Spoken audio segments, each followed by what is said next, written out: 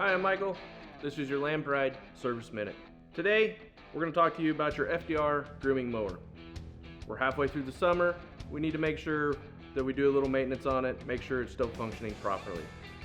First thing we want to do is clear all the grass off of the unit, maybe scrape some grass off the bottom of the unit so we can look at everything over.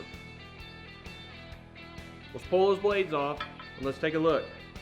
If we have a worn blade like this where we've worn down a lot, we probably better replace it with a brand new sharp edge.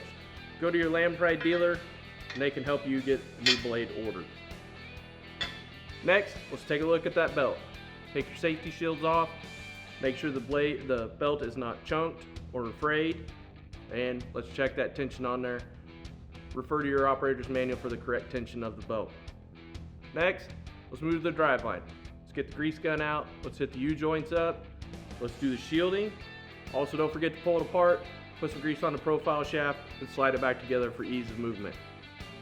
While we have the grease gun out, we need to make sure we do all of our gauge wheels, the yokes, and the wheels themselves. Finally, let's take a look at our gearbox. Pull your plug, make sure that you have the right level of oil in there. If you don't, add a little 80-90 weight to it so that we make sure our gearbox is functioning properly. If you have any questions, please refer to your operator's manual, local Land Pride dealer, or Land Pride service channel. I'm Michael. This has been your Land Pride Service Minute.